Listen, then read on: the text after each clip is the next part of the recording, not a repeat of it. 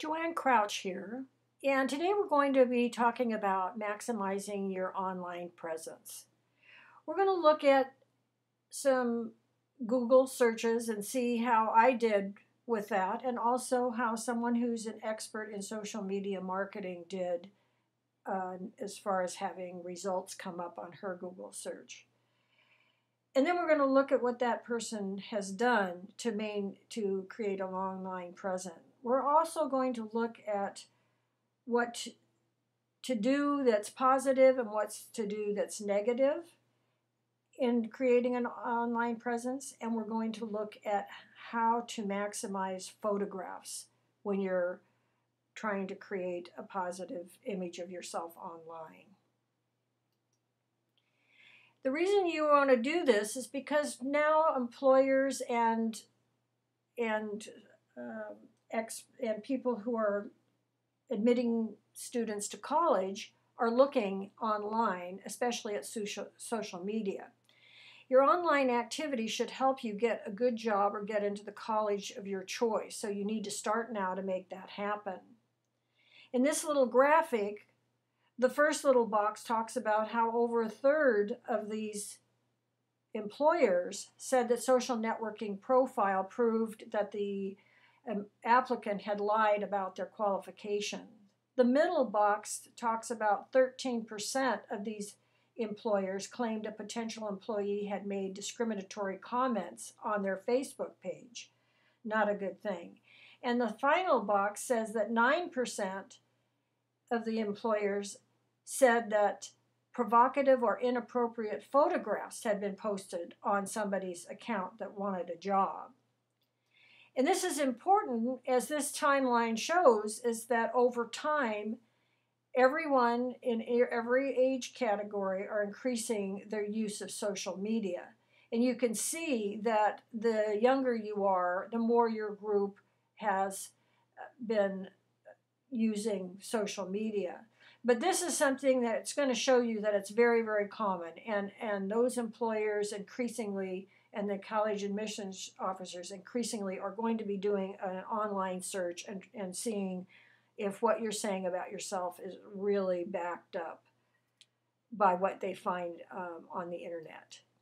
I did a search for myself and found that there's several competitors who have my same name. If you look at the top result, it shows www.joannecrouch.com, and that is my website.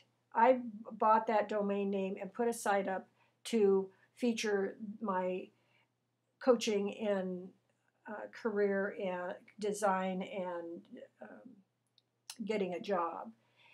Then you go down, and several other people who are not me have come up on these results. And then finally, on the very last one, there was a YouTube video that I posted, and that came up on this search. So it's kind of weak, but fortunately I have my own domain name, my name as a domain name, and that came up first.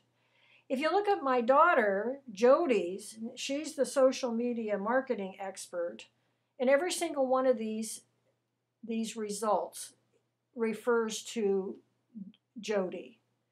And it's because she has claimed that name, jodyday.com, and used it, and used Jody Day in her Twitter account, a blog that she has on Tumblr, her LinkedIn account, Facebook, and membership page that she belongs to, the 20-something bloggers. She also has a interest website that she posts recipes along with a friend of hers who also designs beverage recipes.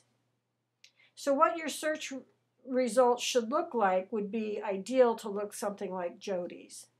Now here is her web page, thejodyday.com, and this is a good model for you to have under the domain name that uses your name. She starts out, she's got a small, simple picture. Everything is very simple here. and gives an introduction. And the introduction is compelling because it says what she has been doing that might be of interest to an employer, a prospective client, or if she were to go on to college, a college admissions officer.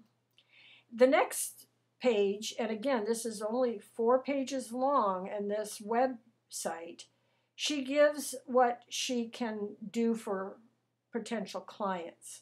But the thing that she titles it is specialties. And this is something that you can do even as a high school student or somebody that is in college that is wanting to apply for a job, or if you're wanting to apply for more education. Find some things that you have done in your past that you really bring to the table in whatever you do. If you were the secretary of the senior class, then what did you do that helped everyone out? Did you volunteer somewhere? What was your specialty there? Were you extra special accomplished in some kind of athletic pursuit or a class at school, a job that you had? Define yourself and what you can offer to not only a prospective employer and a college admissions officer, but generally to your community. The next thing Jody has is her resume, and she lists the different positions she had and the place that she worked, and then adds the information about what she did. Now, mind you, this is a scrolling window, and so what you're seeing right there, the person on her actual website would be required to go to that bar along the side and scroll down to get the full resume. But it's very simple, and it gives the person the option of going forward or not. And finally, for her contact information, rather than just having her name, address, and phone number, she has put her internet connections. So she has her email, her Twitter name, and her LinkedIn contact information, her blog on Tumblr, and then her interest area, I Cooks, He Drinks. And speaking of I Cooks, He Drinks, here's a lovely picture that she has on that website. It has text underneath that gives you the recipe, but you can see this is something that if a college admissions officer or a prospective employer is researching Jody, they're going to find that she has this interesting dimension in her personality. And it could be that's going to be just the thing that distinguishes her from somebody else who has a more dry presence and really doesn't have anything that shows personality. So this is something that you can do yourself. Find an interest area, create a blog, a simple blog, and get that out there with your name on it that you use all across the internet.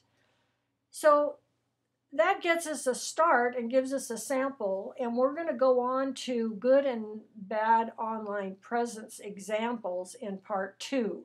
And this is going to give you an idea how some people have gotten a good name on a good presence online through doing some good things and maybe some things that aren't so good. So we'll see you in the next video.